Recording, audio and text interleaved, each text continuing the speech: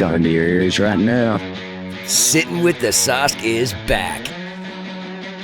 We're starting the season with a banger. We're back in the RV, y'all, and we're rolling up to the Red Brick Road Film Festival. So buckle up, because we're about to interview some hometown heroes as they step into the RV to spin some yarns. It's good to be back, y'all. The second season of Sitting with the Sosk, coming to your ears right now, produced by Streamliner. And then it was, yeah, am we doing all the things right? Hi, everybody. How are you? I have Logan in the chair, who is also a real live wrestler. Yeah, right? Now, are you strictly Lucha Libre. Yeah. So for real, are you flying over the freaking ropes, or are you more of I'm like too tall for that. Yeah, so you're like I leave that to the little guys, all right? Do you have a name for your type of character? Yeah, so I'm El Vandaloso. Vandaloso? Yeah, my tag... Vandaloso in the fucking chair, ladies and gentlemen. I'm so excited. My tag team partner, his name is Osito. And what does Osito stand for? Yeah, so it means little bear. Oh. So yeah, we're you're punk the big, rock. he's a small. Yeah, he's like 5'3", you know. So like we have like a good little like he I don't know 5'4", 5'5". Like How long have you been doing this? 10 years. Yeah. No shit. There's a documentary. So we got a documentary that made the film festival rounds, and then eventually I need to get out there for the world. But yeah, what is it called? It's called Barroom Heroes. So Barroom Heroes. Yeah, we wrestle out of a restaurant in Tulsa, Oklahoma. Yeah, like in the middle of a street. Yeah. And then we just had your partner in crime. There we go. So he is a representative of the film Kill Feed, and I was sitting next to his partner in crime when we both won awards. But because he's a wrestler, I brought this thing which I really want to wear everywhere, and I knew he would appreciate it. Do you wear it in the shower? Dude, I'm telling you, I'm going to wear it. I put it on twice, and my wife said, "No, take that." I'm like, "Get out of here!" Cute. They're like, "No, it won't." But I can put it up in the RV. It's like this is male lingerie, right? Dude, here. Like I mean, I will love a trophy. There's something really special in my heart, because when I was 30, one of my friends took me to see the WWE in Madison Square Garden. When I was 30, which that's is way cool. They too got MSG. Dude, Austin, all the Rock, and I was a big can you bring it? That was something that was my mantra. Yeah. Did you ever do like the suck it? Like absolutely, dude. What were those guys called? Generation X. D-Generation X. Yeah. Look what we're sitting in. Yeah. Do you think I ever did suck it? Do you see my promos? We all got called up to the principal's office at one point in life. Tell me how you got together and started. Well, how did wrestling first or filmmaking first? So I've actually been making films my whole life. Wow. So I started off selling like our own Jackass film out of my backpack. No way. DVDs of it in high school. Here? In Mustang in Oklahoma City. Yeah. Wow. So I've always been doing it.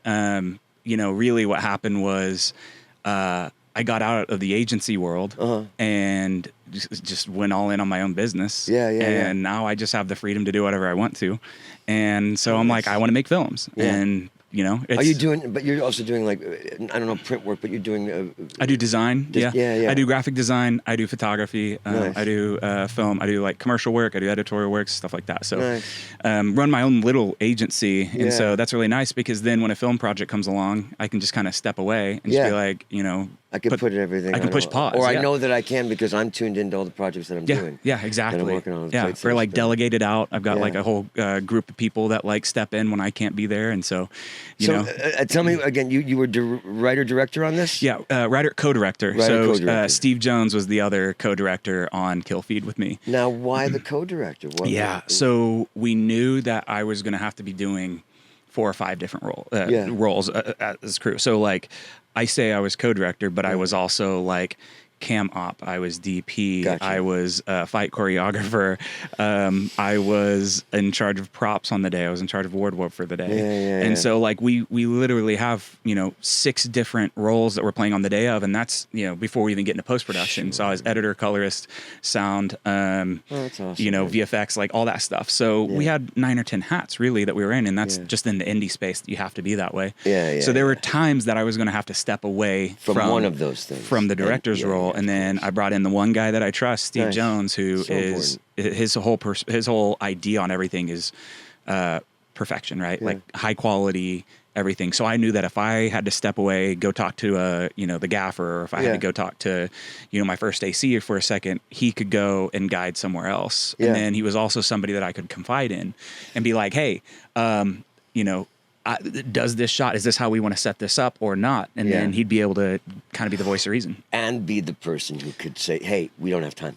Yeah. We gotta go. Actually, oh no, it's funny. No, it's funny that you say that. That happened. So Worst. Actually, what happened was, so we did overnight shoots for this, right? Oh, and dude. so 7 p.m., How 7 many? a.m. We had 2 back to back. Okay. So it wasn't too bad. That's about when I get it. I've done 3. Mm-hmm. When it got to 3, I felt like I was a grumpy. zombie. Yeah. Well, I just didn't know anymore. Yeah. So we're at it's like 3 a.m. right? Dude. And I'm like, okay, cool. We got that shot. Let's go to the next one.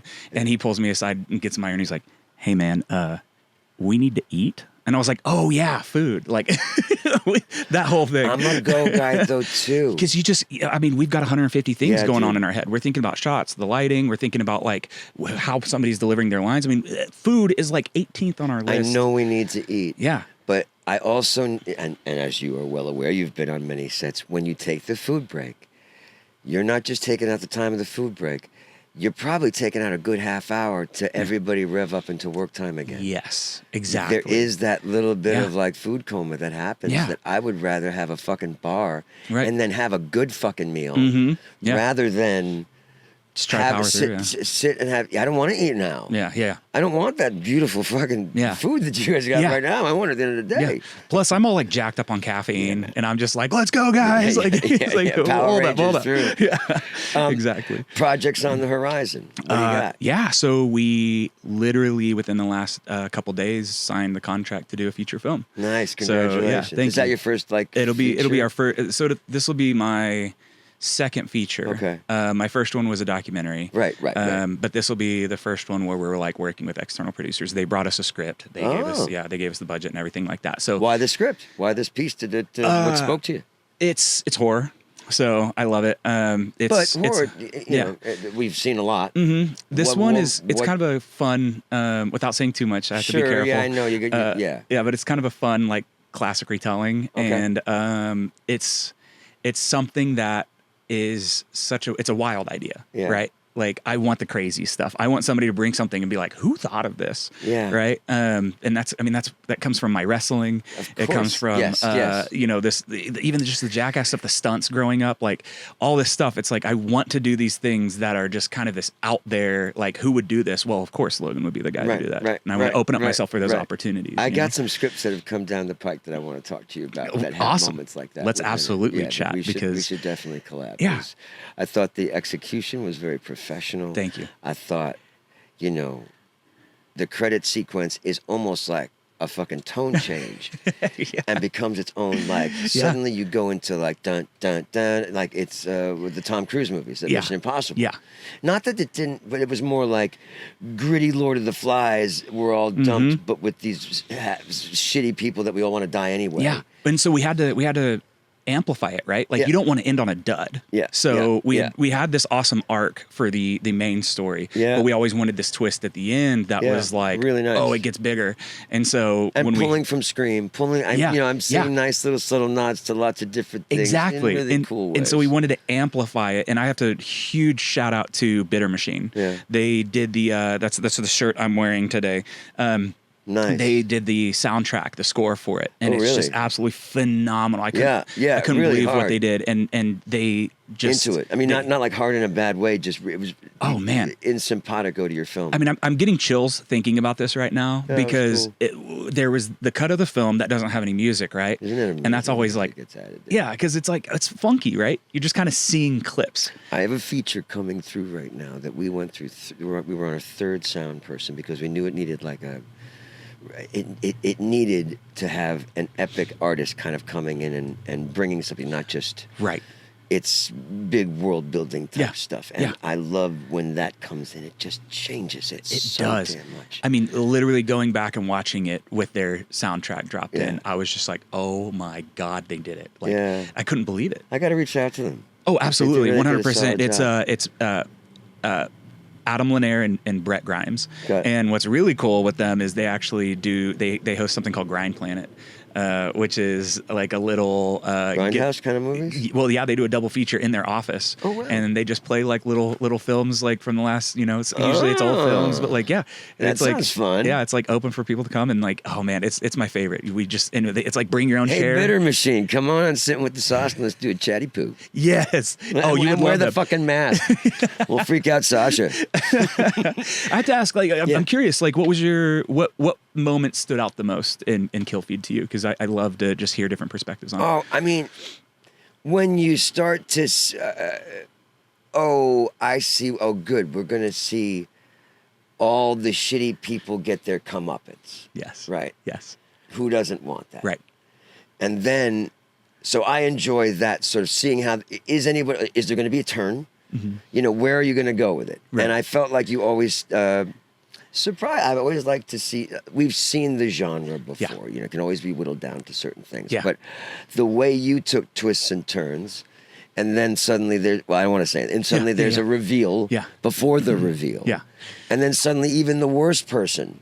Yeah. So and then you leave the theater kind of feeling like you just enjoyed something that made you want to shower. Right. Which is great. That's the best. Can we put that like that's like on the trailer at the end? What made me want to shower? Yeah. Kill Feed makes you want to take a shower. We got to move on. I know you guys got to get out of here. Thank you. Yeah, I can talk to you all day. Don't forget a website for your company. Proxima Bear Productions. Okay. Or ProximaBear.com. ProximaBear.com. Sweet. And I'm on Instagram as Proxima_bear. So well done. Thank you so Continue to much. keep telling cool stories, and I can't wait to see your ass wrestling in the Awesome. I'm gonna Thank bring you. That fucking thing. I'm gonna get in the ring. You have to do something embarrassing to my ass. I swear to God. I gotta say, great job on the win. Great job on the janitor. Thank you. Great job on everything. The show even. Yeah. Just you're killing it. So Thank keep you, up my the good brother. work I too. appreciate you. All right. Thank you.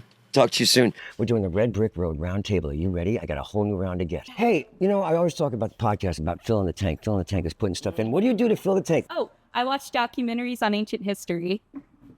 That's a big tank. I research. Nice. I research. I paint and I love to cook. Find the nearest art museum and go stare at some paintings. That's what I'm talking about. That's how you fill the tank. That's a very good answer. It's almost like I paid him some money. Not enough. I have a very talented filmmaker, a very talented actress who I have had the good fortune to watch in my little playroom, The Sandbox. And I first met her, and she was coming back and forth. She was overseas being an actress in London. She was, we'll let her tell the story. Tori Lane Ross is here with her project. Tell me the name of the film. We're here with Palette Cleanser. Palette Cleanser, which I love the name of. Welcome to the RV. Thank you, PJ. Thank you for joining me. It is a pleasure to be here. Just because I went right into it when I first met you, you were overseas. I was What living in brought London. you over there? I just got a really rare opportunity to get a 2-year visa to live in Yeah. London, and I just said I can't pass that up. This is really amazing. So I just thought I would take a shot. I mean, I was How like exciting. just about to turn 30, single. Yeah. My parents were happy to watch my dog, so I That's was like, I better amazing. go do this. Yeah. Did you take classes over there? I did. I took some classes, casting director workshops, agent Yeah. workshops. Got involved in some like a local sort of. They just did workshops. Probably like they did them weekly for a little while, and it was really fun. And what was really fun about it is we would do them at like the back room of a pub or upstairs of a pub. Yep. These old pubs in London. Yeah, and it was just yeah. felt so old school to be in this room with like no screens, just actors. These wood paneled. And we're all drinking beer, and like it was just acting, and it was Nice. such a blast. It was really fun. Coming from New York, there's so many Yeah. bars, famous bars in New York, that have these special reading nights that I've been a part of. Yeah. That I always love going in there and smell the history that has been through this place, and now we're bringing the entertainment world and the storytelling in there. So it's a good. It was feeling. special. Yeah. Did you find when you were over there that you're this needle in needle in a haystack of the American that we can use? Or did you find it the reverse, that you weren't necessarily? Like It was it was mixed. harder to get into certain circles. It's a great question. I would say it went both ways. Yeah. In certain circles, I definitely felt like it was harder to sort of be accepted in. I was seen as sort of, I mean, there's a lot of tight-knit. Outsider a little bit. Yeah, and I think because London is a city of a lot of people from different places, those that are from the UK tend to just kind of stick to themselves. I think that because they're used to transient. Like, people will come in for 2 years and leave, like I just did. So like, why Manhattan's got that feel why too. would they invest too much in a friendship with someone that's going to leave anyway? And so I get it, but it meant that it was lonely at times. However, I did meet some amazing people, and made some great friends. And in terms of acting and being it did help me in some ways to be an American, but there's so many people from so many places there that in some ways, sure, I stood out, but I think because it's London, it would have been different if I'd gone to like a smaller, like up north. If I'd gone to like Manchester or Yorkshire, then maybe it would have been different. But London, people are used to. Well, you're here tourists. now. Screw back that, here, damn it. And And happy to be back. so what made you take the steps towards being because you're actress first and foremost, or was director always the carrot? Directing was never in my plan. Yeah. I grew up being a performer, actor mostly. Eventually, once I found that was my path, I was an actor when I was like 12, 13. Very talented actress, ladies and gentlemen. Thank you. For the record, I have seen this. She is really quick. What I love about the Sandbox is you can work your instantaneous choice muscles. Yeah, so And I love watching where you go. You're so watchable up there, and people have said likewise. So if you're looking for a wonderful actress, this is one for you because I've seen her work. But please go back. I love it. Yeah, I love acting. It's my first love. Truly, my first love of anything. So I did that most of my life. I think it's funny when I look back on my childhood, I see all these signs that said I was meant to be a filmmaker and a director, but I didn't know that's what was happening. I would watch the behind-the-scenes featurettes on every single DVD that I ever had. Yeah, me too. I mean, I would Get the watch special them one, even over though I and had it over because again. they had new discs for that 100%. shit. I mean, Absolutely. I soaked that up more than the movies sometimes because I was just fascinated with the making of them. And I remember as a young teen watching some of my favorite directors, they're talking about in those behind the scenes about why they chose to do a shot this way and what they were trying to achieve here. And those are the things that stuck with me the most. Absolutely. So That's why I'm doing there this. There were signs, I know. But no, but the thing about all that was I never saw a single woman directing. And I genuinely think that's why representation is so important, first of all, for all kinds of things. But for that, I just didn't even think it was a possibility for me. Yeah. I knew I wanted to be part of filmmaking. I started acting. I was like, oh, that must be the way I should go. Yeah. And it wasn't until I started seeing other women do it, and I was like, oh, yeah, why can't I? I love movies. And so then I just started to sort of put that out there into the world. And so what's it like coming in and deciding to do this? And then where's your crew coming from? So because I love talking about that there's this wonderful, resource of crew in Tulsa. So how did you put your team? Did you find yourself wanting to gather women? Yeah, totally. Or how did that work for you? I love to hire as many women as possible on my sets, but I ultimately will hire the best person for the job. Sure. But I make sure to give an equal chance to everyone. But my first crew was really fun. I did a feature when I was 19 in Oklahoma, in Tulsa. And I was like, it was my first time leading a feature. Yeah. Super low budget, Sure. indie thing. And the DP of that feature, it was his first time being DP of a feature. So my first time is leading it, his first time DPing it. So we met. Did you go back to dip with him for yours? So I called him up and I said, hey, that's I'm going to fab. direct my first thing. Would you consider Oh, and you helping got a me hells out? yeah. I got a hells yeah. Oh, And that's so awesome. He gave us a great deal because he was so Ladies excited and to see me. gentlemen, keep your connections. Yeah. When you work with an artist that you dig, put him in a damn notebook, because that is the thing that can make you go. You can look back on that notebook and suddenly have a name and reach out to that name, and here you are. And I hate to say it because I have mixed feelings about social media, but one of the reasons he was my call is because I'd seen him post his work. Yeah. And I think that's why I continually get re-motivated to share your work because I saw him sharing some of the commercials he'd done and other just small narrative things. I was like, wow, he's really good. I saw him continue to get better. Yeah. as he posted new things over those almost 10 years that we'd been apart, because I moved to LA when I was 19, right after the feature. So when I came back, good. Get yourself established, do a feature, and then just leave. Yeah. Don't move to LA at 19 by yourself. It's all about, look, you could follow the path that I took exactly word for word, and it wouldn't yield the results that I got. No, everyone's different. That whole, but where you've landed as the artist is a really cool place to be. Mm-hmm. Why this piece? Why this piece? So the wonderful Kane Graham is a great actor that he and I met working on a project together. A friend cast us opposite each other, and we just hit it off. The chemistry, the sense of humor was just so perfect. It was just almost like lightning in a bottle. So fun. And he ended up writing a script with me in mind for this role, and for him to act in the other role. And part of the reason he wrote it this way was because he'd seen me cast in all these roles that were the same. The ingenue, he's trying to help you stretch. Yeah, he saw that I could do more, and he wanted to help give that to me, which is amazing, and I'm so grateful for it. So he had written it for us to act in. And I decided to move to London, and as soon as I decided, we'd kind of been sitting on it. I didn't know if I was going to go or not. So once I made the decision, he and I kind of looked at each other and said, "Oh, we have to film this before you go. Otherwise, we're not going to get this done." Right. So we had the short. We did quick pre-pro, and then we filmed it 2 years ago, almost exactly. Wow. Almost exactly. Well, good on you. Look, to have all that stuff come in between the beginning of making and the end. Oh, yeah. It's a beautiful piece of storytelling. Thank you. I love the tonal music of the piece. I'm so obsessed with our score. Yeah, it's really good. If you get a chance to see this movie, because you're just kind of starting your run kind of right now. You're in the middle of it. Yeah, we're maybe in the middle. Yeah. Maybe moving towards the end. I don't know. Keep we'll your see. eye out for Palette Cleanser at any local fest. Do you have it? Is it showing anywhere else? It's showing tonight at Tough Fest. Oh, right. In Tough Tulsa. Fest in Oklahoma. You're not going to be seeing this. All this Probably is going to not. be in the past. Yeah, sorry about that. But No. hopefully you saw it tonight, because it's a really good movie. We will be hopefully, we want to make the feature version of it. Yeah. So once we get that moved along and wrap up our festival circuit, we'll hopefully be able to share it online, but we'll see. We'll raise the money, shoot the feature, and we'll have you back on Give the us some RV. money, and we'll make it. Thank you for joining me, darling. Thanks. It was So fun. good watching your work. And, Thank you. And having you as a friend. Yes, likewise.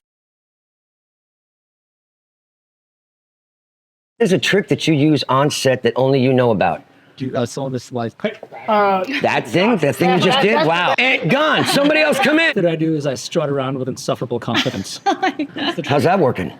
I make a soundtrack for my character. Oh, I love soundtrack. I figure out the person's voice. How someone speaks really helps with the character. I do that all the time. Talk to me.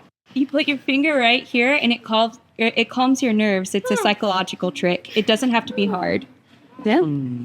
Oh, everybody, let's just all come down. Let's just all take a moment. Time to rest. Time to enjoy. Everybody feel calm now? All right, let's get back to the fucking game. Welcome back to the RV. I got a cat next to me who I came to this festival a year ago and found out we were staying at a Airbnb with a pool in between next to us. And we got to hang, and he's a wonderful filmmaker. I've been a fan of his work, and he has something that is showing here tomorrow night. Dylan Cole Black, and also, just to put that as, I just saw Mr. Sprinkles. Yeah. And dude, that shit was some fucking terror. Like, what was so Dylan, just real quick, I was at the Nitty Gritty Film Festival, and what is the name of the film? I'm forgetting. Birthday Bash. Birthday Bash. So we all won title awards. He won a title award for Best Villain for playing Mr. Sprinkles, which was like this effed up, like walking ice cream cone and a baseball bat. Weapons of various sort. How was that, dog? So much fun. I mean, locked in prosthetics we filmed that in the dead of winter. Dog, that looked hot as hell.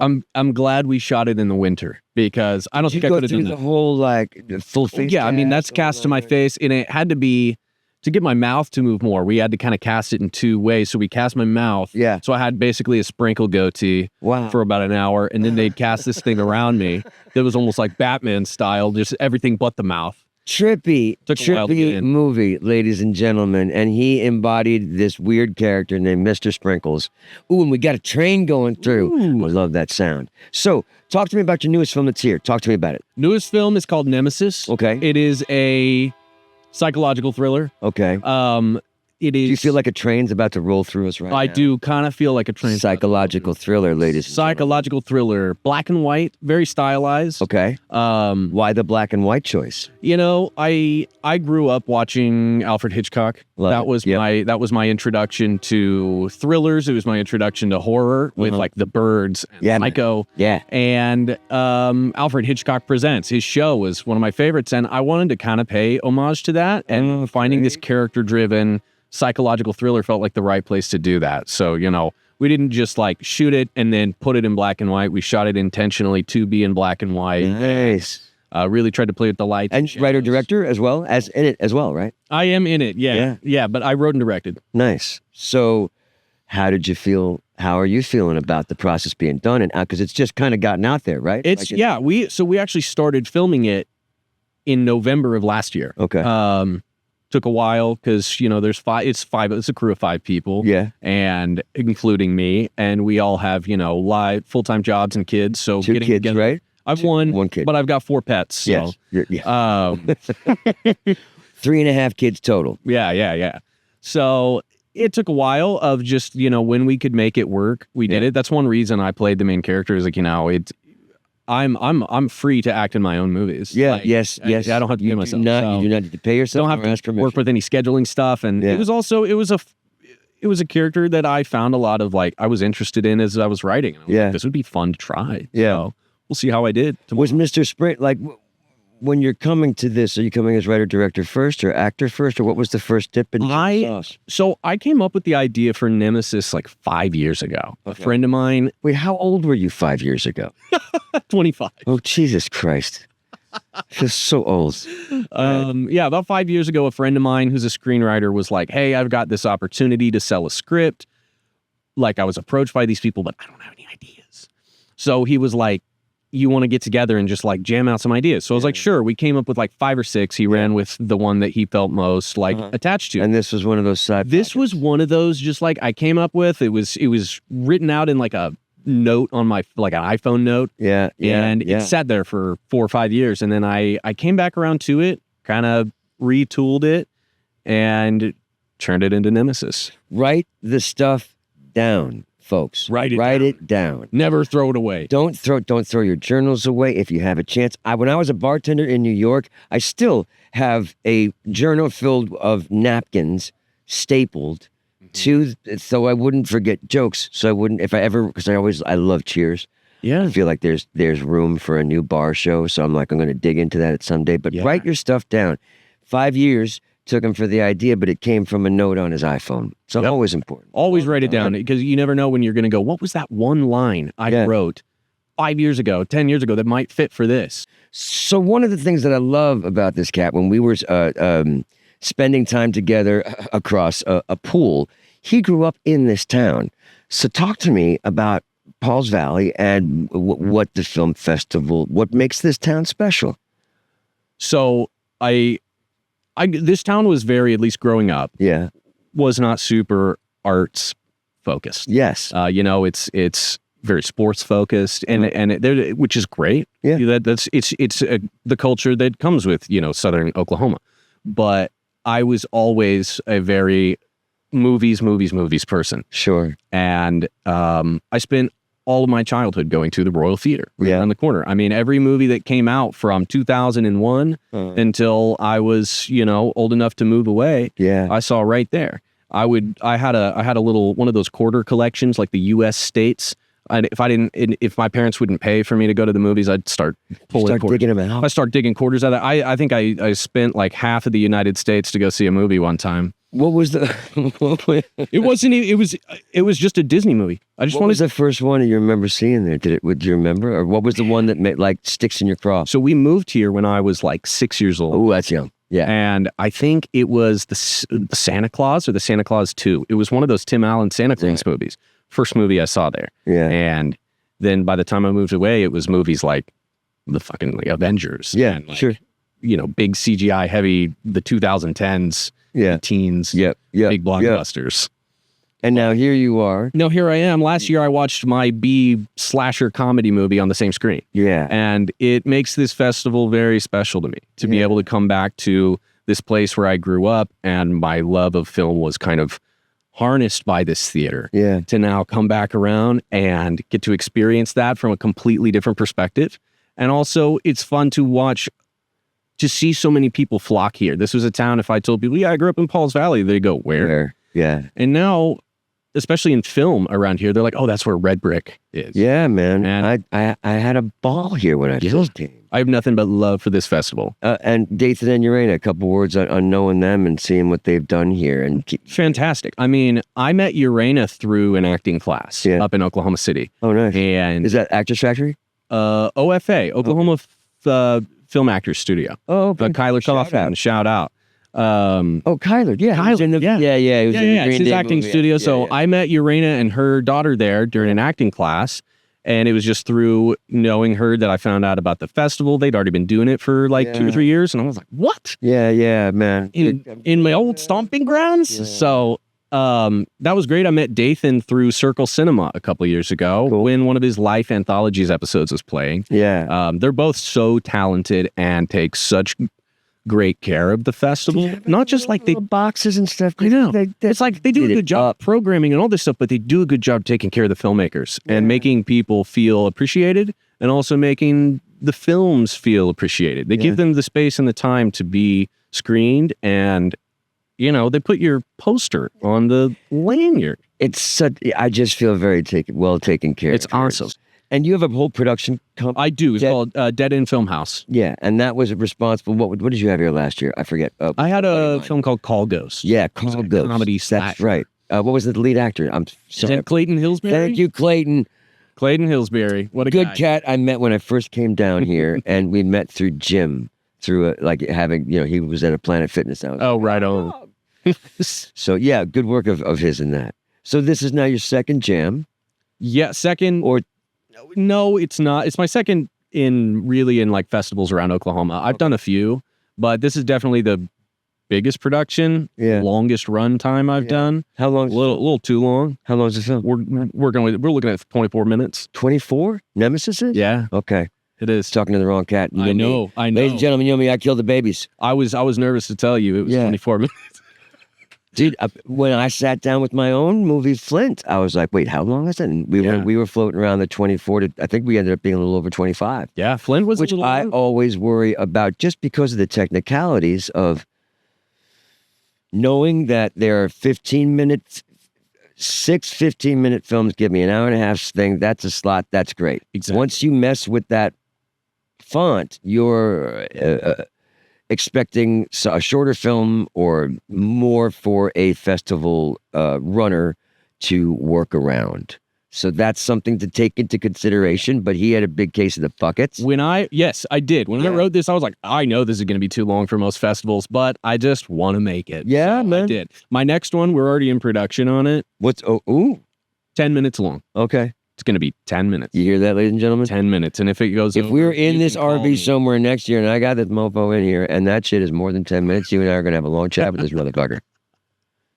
Can you, what is it about? Is it a different, because I like you're kind of jumping from genre to genre. You know, they all kind of, right now at least, are staying within the horror genre. It's what I know best and do best. But this is very much, I'm wearing my Exorcist shirt today. It's very much along those kind of, it follows a minister, priest guy who he's helping a family who the mother of this family's gone missing. And so he's kind of counseling, comforting them. And that's when he finds a gateway to hell in the child's bedroom. So.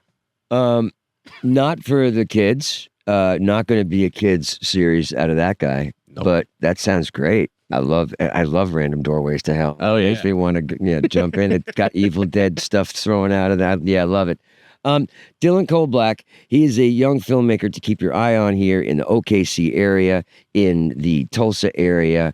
I'm sure this is going to have a wonderful run. I look forward to seeing it tomorrow night. I sure hope so. Thank you for joining me in the RV. Yeah. When you go to these festivals, sometimes you have people who are, have some fame and have some things that people can sign. And these are these cats that are here now, and they're doing some wonderful things. I've seen them around in different festivals. So we're going to introduce them and talk to them. This is the Red Brick Road Round Table. This is sitting with the sauce. You know who that guy is. He's got a harmonica sometimes sticking out of his mouth. Introduce yourself. Tommy Parker, Celebrity Sports Team. And who do we got? Tammy Aaron, you know me as Pippi Longstocking. Oh, my Lord, we have Pippi Longstocking at the table. And guess who else? Dr. Hassan Rashid, Marvel Black Panther, and Celebrity Inc. I'm going to kick this guy's buddy. So when I first landed in Tulsa, I got to do this really cool film called Just the Janitor. We've had many people on it. And I got to do this amazing fight sequence where these cats came in and this shit looked dynamite. And then I've had many experiences with this cat along the way and seen his work. His name is Riker Six Killer. We got him in the RV, and we're going to talk all about the things that we do. Welcome to the RV, my man. Thanks for having me, PJ. Dude, I don't know if I've ever had the chance to say this to you, how dope that fight came out. Dude, it was so good. It was really good. You're working it tremendous. How everybody worked. It just looked so good. Are you going to go to Haymaker, by the way? I heard, did you see we were in Haymaker Film Festival? No, I did not. I can't remember where they're based, but shout out to the Haymaker Film Festival for having Just the Janitor. But they've involved us into the trailer, little pieces. Oh, for real? Fight. Yeah, dude. Look up Haymaker on the Yeah, Facebook, no, I had no idea. IGs. Keep him. It's just there's so many places that it's going into now. Janitors, it's kind of effing killing. Yeah. Everyone loves it. Everyone makes a point of reaching out. It's just. Well, I mean, you freaking killed it on your role, dude. Well, Like, thank you. Yeah, it was very. I don't know. It was a great watch. Yeah, it was a great watch, and it was a really great time filming it. So I met. So that's 3 years ago now.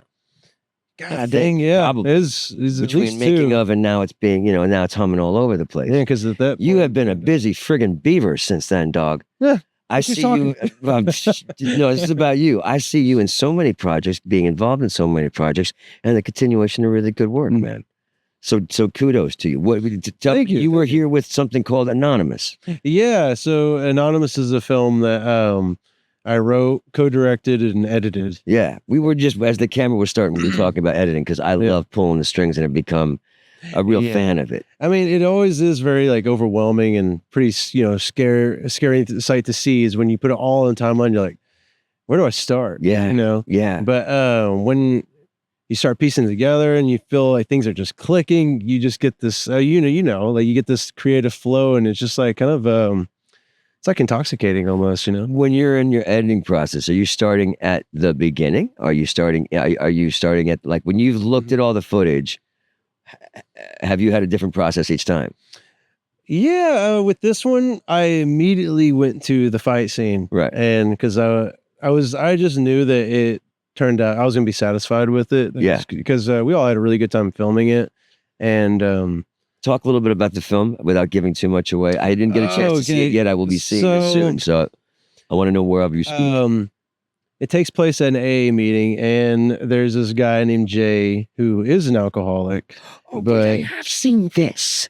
Yeah, dude, you're dynamite in this. Yeah, it's Circle Cinema. Circle Cinema and Fort Smith. Yeah, Fort Smith. Yeah, dude. And we had Grant. He's here today. He's one of the producers, but he went and represented the film. Yeah, man, really entertaining. Really, thank you, cut, really thank you. Yeah, I appreciate it. So that's all yours. And really, I'm always about like the graphics that people are using, and it's a very striking poster. You won't be able to see it, but I want to put this on camera was. Maybe you can see it. Can you see that? Huh? Yeah, look at that. That's striking. And so well done. I'm all about really cool graphics on the poster. I got to give credit to Zach Thomas. He came up with the idea originally. So the ending shot, where the flask is set down in front of the camera, I was going to do a poster similar to that. Yeah. That kind of gives away the ending. Yeah, and so my friend, he was like, "Hey, I have an idea." He's like, "You can totally throw it away," and I was like, "Yeah, bring it on." And so he told me, he's like, "What if it was in a donut box?" Yeah, and he's like, "What if the flask was in the middle?" And I was like, say less. And so I called up the donut shop and asked if they could photo. Yeah, right, just simple photo. Right? Yeah, yeah. And so the DP Cody Hammer, he's the one that did the photo, and then he had to do Photoshop with the anonymous extra because the donuts are so big. Yeah. The box. So he had to, you usually have to do some, but I always like to go off of a photo. I'm the guy who I shout out to you, Godfather Phobes. He used to work he was an artistic director at Simon & Schuster and used to do Stephen King books and stuff. Like he's one of my best friends. Who I've seen his journey whenever I would do theater posters in New York. This cat would be nice enough to like design, and we would always make campaigns and like special invites that would have clues on it to lead you to the show. Damn, you went all out, beyond, dog.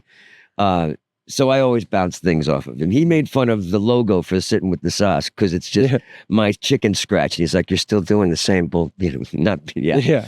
But it works sometimes there, Fulbsy, because here we are with a podcast with my chicken scratch. So what's coming next for you? What do you got lined up next? Well, I got a pretty busy couple of months, and so I originally wanted to film one of my next shorts, but fortunately, you got a job. I got a few jobs this month and next month. I'll be doing a little bit of traveling. And, anything you can talk about, or you got to keep it hush hush? I get it.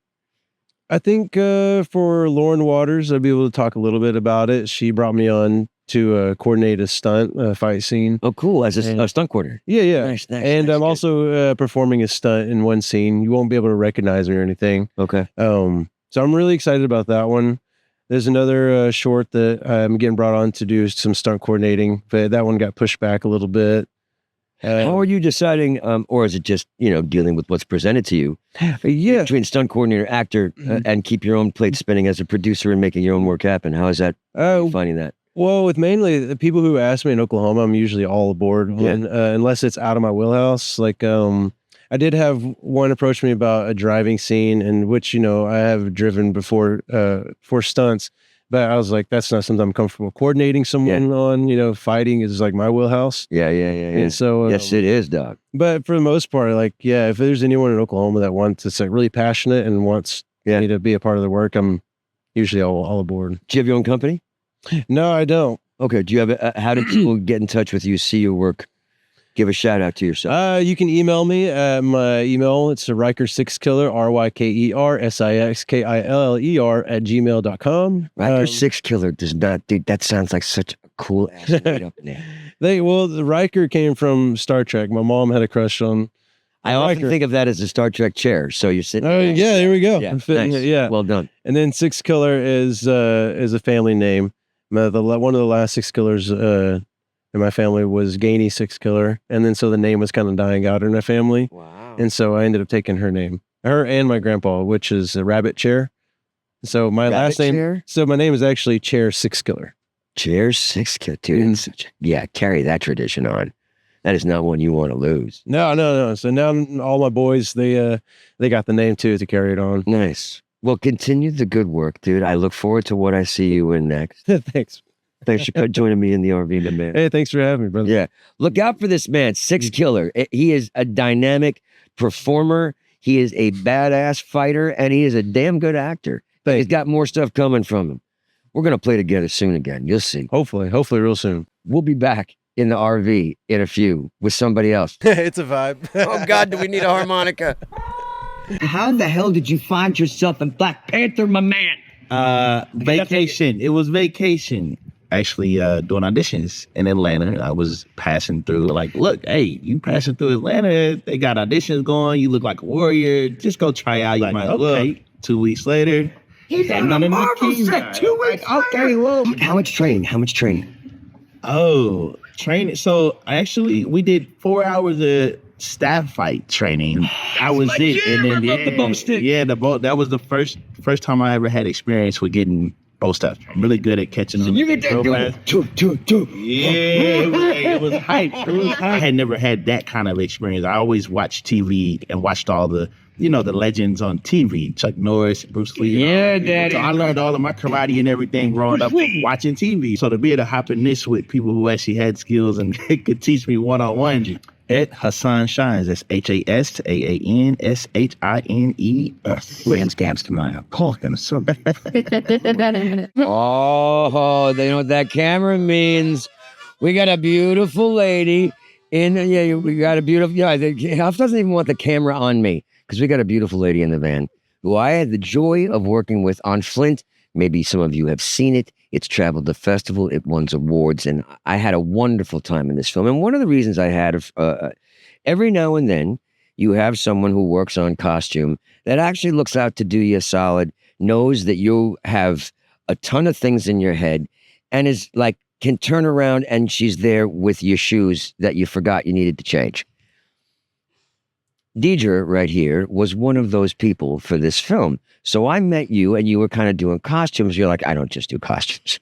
That was how I met you. But we bonded on this film, had a wonderful time. It turned into an award-winning piece. You're working with great people to start with. Mm-hmm. Now, this young lady has now gone on to write her own script that I had the joy, as I was saying earlier on the cast, we do cold readings. And I got to read this, and she had sent it to me to see what I thought, and I had forgotten to get back to her because I'm reading all these scripts for the Sandbox. Yep.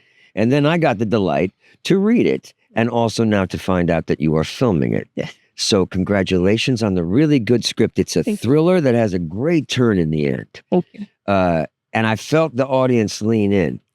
Which is like, I felt them start to worry about the imaginary nothing. We're all reading around a table with microphones, and that's the coolest thing when you can feel the audience start to worry about this thing that we're imagining in front of them. And I felt the audience started to worry about this kid in the movie. And it's just a cool experience. I hope you felt that as well. Thank you. No, that was very special. Like whenever, you feel the tension and you feel it and you see it playing out in your head. But whenever I saw someone a couple rows up, like one of the suspenseful parts, whenever she goes, like that, I was like, oh, that was just cool. You said someone close to you had a big intake of breath when something happened. Mm-hmm. And there was this moment that you could hear. Because you're trying to capture something. Like, like you see it, you feel it, but trying to convey that to somebody else, that was pretty cool. Everyone, you did a fantastic job. So, thank you. But so the journey from working on costumes on a project to now writing your own script. Give us a brief, like, how did one thing lead to another? I feel like stories have always kind of like been in my heart. Like I've always kind of been the think outside the box dreamer and just kind of putting some notes here and there. And I really have to give a huge shout out to Sterling Gates. Like we kind of just got into a conversation and somehow he magically got me to share this script with him. And he's been a huge supporter. Yeah, Sterling's a wonderful writer who's been on the pod. You guys know him, I'm sure. He's had questions with Quinn. He was the writer-director of Just the Janitor. Yes. And he was also one of the producers on Flint, which is how we all know each other. Yes. But yeah, we have spoken wonders about this script. It's really, really good. And you were going into production. Yes. Like I said, it might be still sitting on my computer if it wasn't for him kind of having faith and pushing me along. So it was just a nice surprise to finally see it in front of an audience and see that they liked it too. And they felt it like I did. So very cool. I'm very excited. And you're directing. Yes, I am. Now, how are you finding this? So now, if I could be, so you have, the woman's working in costumes. Mm-hmm. Now, a woman is deciding, I want to take the reins and do this for myself. Okay. How are you finding the masochism that you're facing on a daily basis? Sorry. Well, I mean, it's fair. Like, I'm pretty used to it. So I think, I'm an oil and gas attorney. I have attorney by background. And so the oil and gas world hasn't always been super friendly to women. And so I've kind of learned a lot of my lessons there. And so I realized I can use a lot of that information here. There's not really anything that can be said to me now that wasn't said to me there. I mean, at least they don't call me Sweet Thing instead of my name on this one. So, I mean, I appreciate that. But I feel like I'm using a lot of those lessons, those hard knocks. And I led a lot of teams in oil and gas. Like I had huge teams that I had to lead. And I'm like, it does remind me in ways of directing. And gotta give some great shout outs to some great men in this industry as well that have been supportive. Like Ben Richardson reached out. This has been years ago and just told me, hey, with your background and everything, I think you'd be really great at producing. Yeah. And it's just wild to see how the people in this industry have been so supportive. Like everyone talks about being such a man's world, but I've really felt supported on many. Fantastic. That's I'm glad that we can put that story out there a little bit as well. But don't get me wrong. Like as soon as it was whoa, but put the brakes on before you take over the issue. But I will be admit, as soon as it got out that I'd written something like just a little short, I had at least 4 or 5 males reach out and said, I can direct that for you, honey. Hadn't read it or anything. And I was like, and I very much appreciate it. I mean, that's huge confidence in something that I wrote, but Yeah. I'm ready. I worked with a lot of females in the industry, and we really need to see that stuff and see it. So I would have different ones kind of come up to me afterwards after we had like big meetings where I'm fighting to get heard. And like, I just want to let you know that it meant a lot that you sat at the table. Yeah. Because a lot of times we're expected to kind of sit back on the sides. And even though I had the same title and rank, she's like, and that you kept fighting to be heard. I just want you to know I saw that and it gave me inspiration to do this. And that was cool. Because I never fucking dragged it. That's still something that you can. It is. It's like, what year are we in? But like I said, I'm very excited to get this. I've just had such a good welcome response to this, but it has tested me because as a female in these industries, I was always raised to be so grateful. Yeah. No matter what industry we're dealing with right now, it's just be grateful for the opportunity for anyone in front of you. So I've had to really kind of find my voice to be kind of cheesy on that and say, no, thank you. Yeah. And that's hard for me because I'm so grateful, like for these people coming and saying, hey, I can direct this for you. I can do this. I'm like, no, thank you. Yeah. It feels so ungrateful and so wrong, but I don't know. It's also very empowering. Like I'm good. I'm trying to fight that whole imposter syndrome that says you're not good enough, give it on over. That. But you've been doing good work. I'm gonna fail miserably. Yeah. And I'll take credit for my failure and the scars for it, and that's okay. Yeah. At least I'm gonna go down swinging and have fun with it. Well, good. I just never want to lose that wonder. I get excited about this, and I just want to keep going up. You get to tell Martin Scorsese not to call you Deirdre. Because I made the mistake of calling you Deirdre, and I love that you told Marty, hey. Well, it was him and his AD, and they had, when we were doing background for that, and I was only called in for one day, and I was really tired. I'd driven all night, but they got my name and the maid's mixed up. Oh, it was like a whole thing, and it's fine. But I was like, hey, I'm Deirdre. This is Tiffany. You can call me Cook. You can call me whatever you want. I just want to help you. And he just smirked at me. And I was like, oh, I just got fired. You know what? I went down in a blaze of glory. There you go. And then a couple hours later, I got a text and they booked me the rest of the week. So can't have been that bad. And then after that, he'd come up and say hi to me every day. So. There you go. You're doing something right. And you're standing and delivering. Thank you. I'm like, no, thank you. You're not going to get my name wrong. So the lesson, every now and then, no thank you. And there's a local icon named Adam Hampton. Yeah, he just agreed. Your little team as well. We're very grateful for him agreeing to be on. Hey, Adam, by the way, I did a wonderful job reading this part this morning at the reading. And once again, I get to do it for the cold reading. And oh, gee, somebody else got the call for the part. Of course, it's great that he's involved. I am thrilled that he's involved because this is a collaborative community. And I'm thrilled for you that you got him involved. Thank you. And the next one, maybe write fucking something for me. I promise I will. Okay. Hey, break legs on the shoot. Have a great time. I can't wait to hear about it. And if you need anything, give me a buzz. I promise. For real. If you need any help, you want to talk something through. I'm so excited. I will. I'm so excited for you. I'm very proud. Even my kid and her kid get along. Yep. I am very proud of this lady. I've seen, since I landed here 4 years ago, I had the really good fortune of encountering you on a set. And it's been very exciting to see you grow as an artist, as a producer, as a filmmaker. So go kick some ass, baby. Thank you, friend. Appreciate Thanks for joining us in the RV. Anytime. Check us out, SWTS.com. What do you got going on right now? Man, we got everything going on. We just signed with the new branding and marketing agency out of LA, and hopefully you'll see us on Netflix very soon. Watch this. These are all the sports teams that he represents. Go. Explain that. 8 sports, 24 events a year. That's 4 sports per. He's not good at math. We did boxing, which we met David Huff. That's how we first met this guy. Huff knows this guy. Yeah, and these two guys helped produce our celebrity boxing. Two guys. And that's what we're doing. Google everything Celebrity Sports Inc. I am back in the RV, and I have a gentleman sitting with me that I've had the good fortune of reading a play with and doing a staged reading with, and then he's joined me in the sandbox, and I got to see him act in the thing that he wrote. Kane Graham has joined the RV. Welcome, my man. Hey, PJ. Thanks for having me. You have this film, Palate Cleanser. Yeah. Wait, first of all, just because I know you, and I just want to talk off the top of the head. Yeah. This man's a nurse. Bye-bye. How did you find yourself doing film and nursing?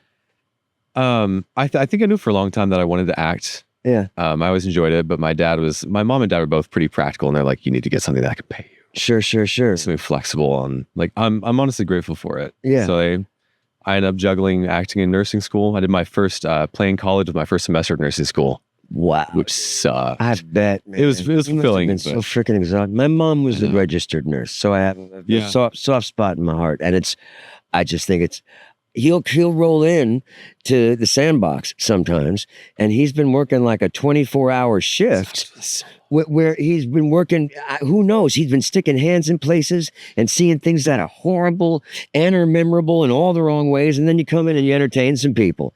I just want to give you props for one, doing that job because it's needed, and two, to juggle those.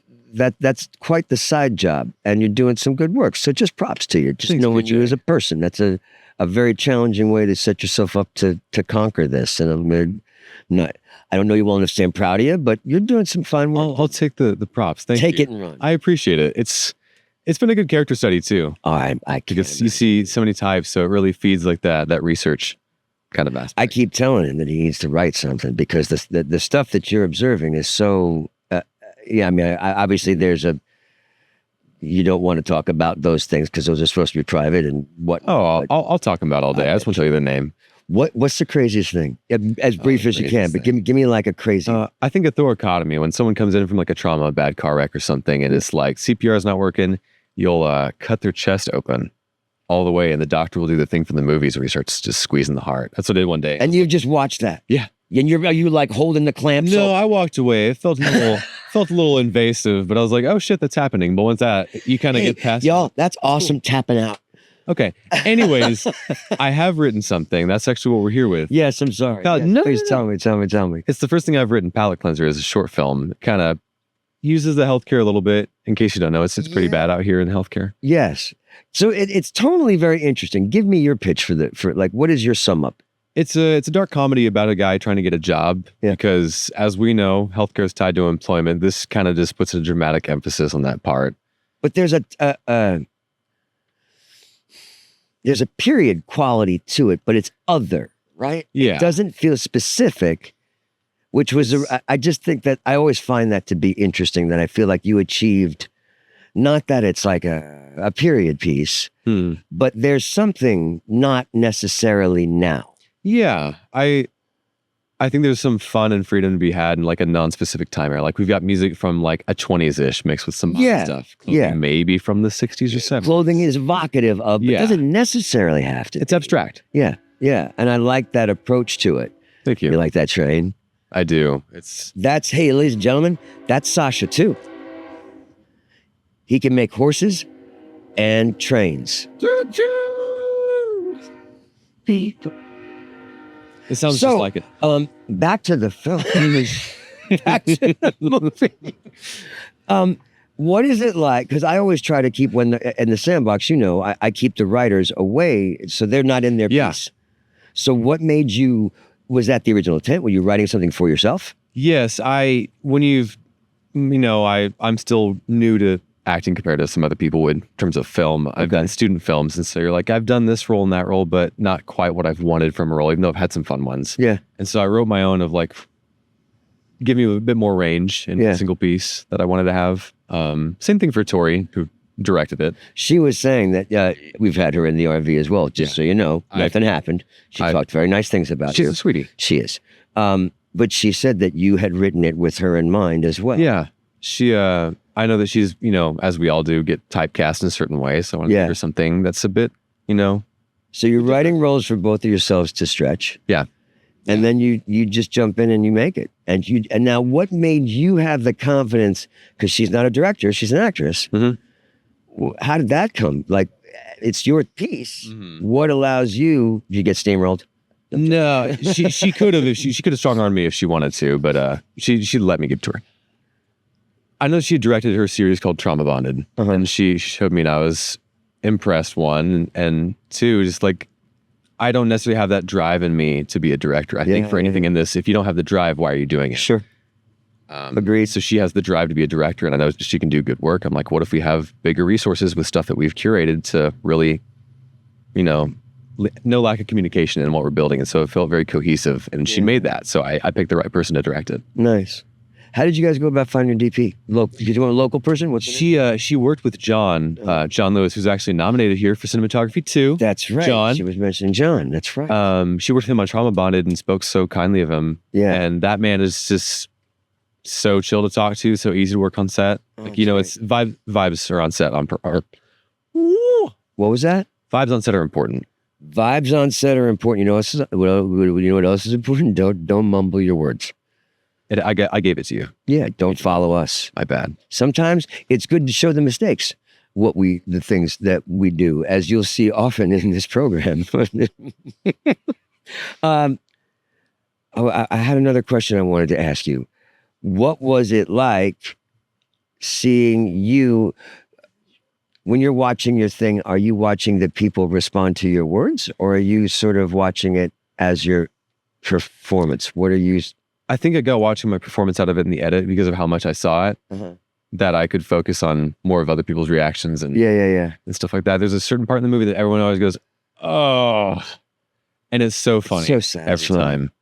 From a vegetable makes them do that. Yeah. No, you do some very nice prop handling in this fucking movie. I will say. What was it? Tuna fish, right? Egg salad. Egg salad sandwich. This man does a dance with an egg salad sandwich that will never, if you love him, you'll never want to eat him again, ladies and gentlemen. He eats it during a job interview. I haven't had one since. It's shot sad. 2 years ago. We're going to let you go. Thank you for joining me on the pod. Thanks for all your nice work. I look forward to joining me at the Sandbox. Do you got anything that's coming up? You have a new project that you want to talk about? We're turning Palate Cleanser into a feature film. Nice. And so we're on our 4th draft of that, going to Pitch Fest, going to try and get this made with some bigger hands. Yes. And how many page count are you at right now, young man? That's just okay.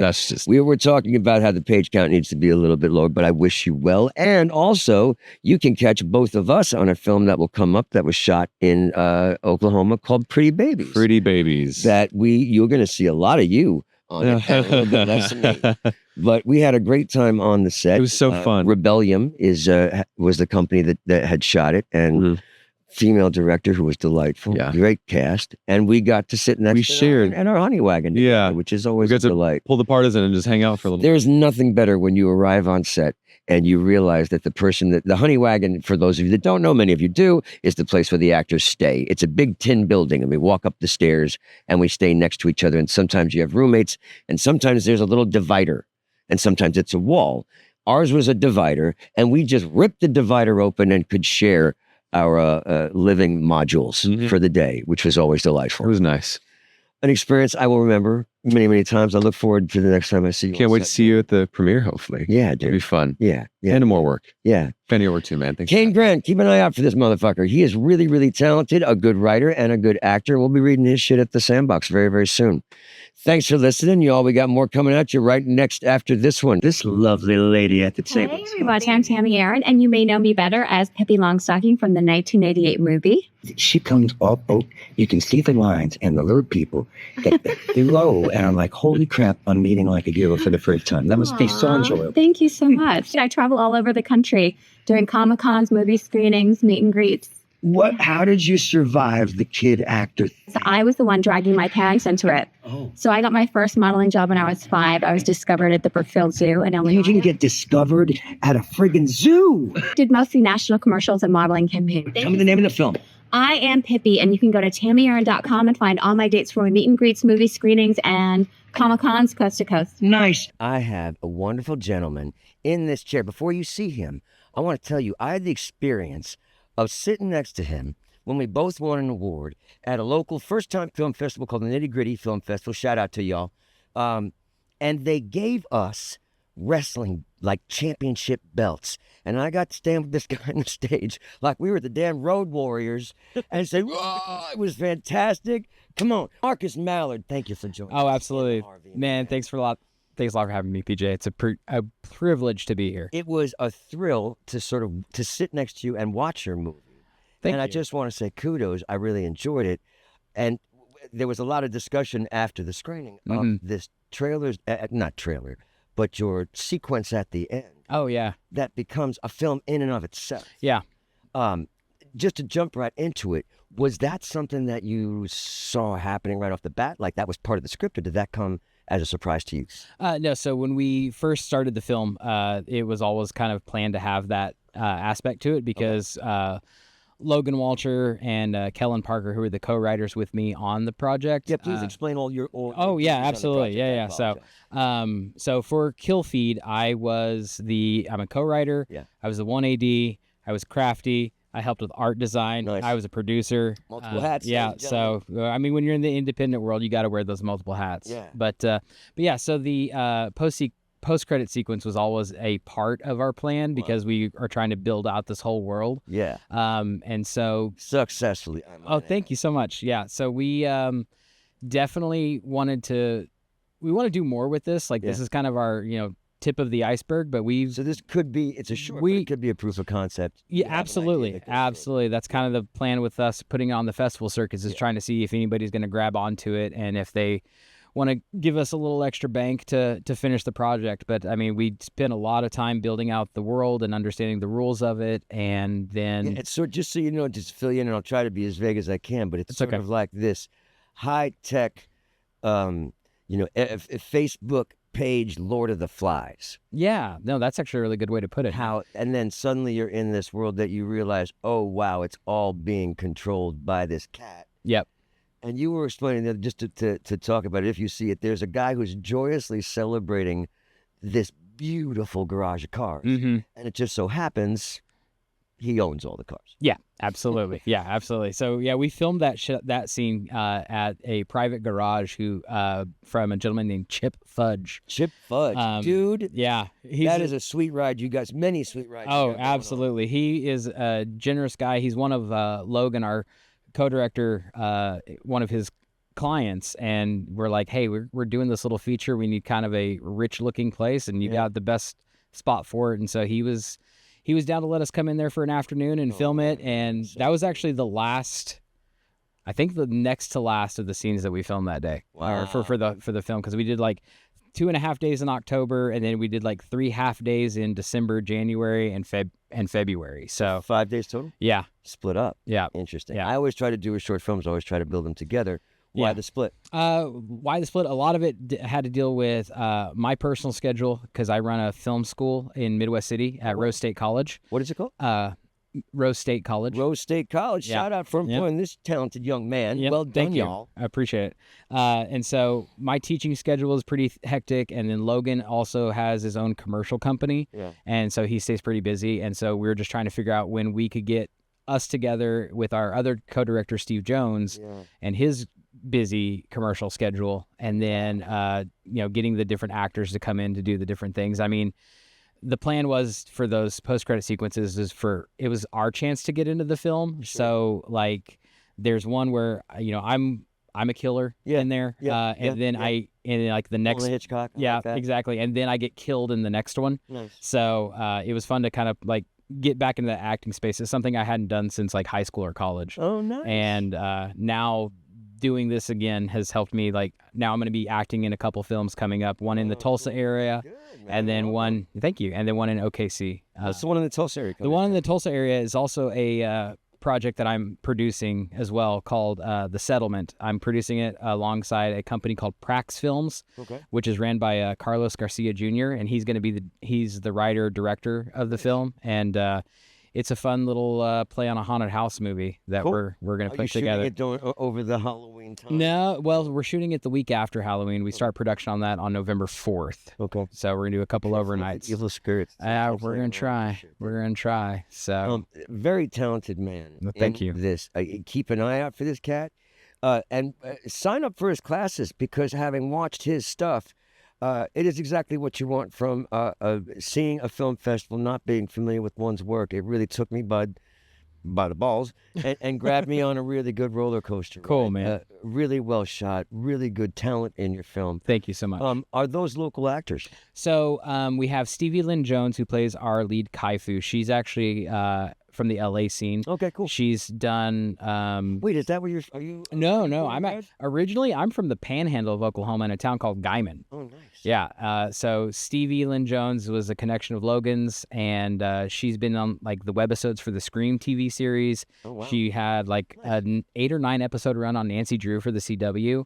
But we brought her out, and she killed it for us. But everybody else in that is local. A lot of them are local wrestlers in the Tulsa scene because Logan is also a professional wrestler out there. And so the guy that plays our main antagonist, as well as the one that... Oh, you were telling me. Yeah.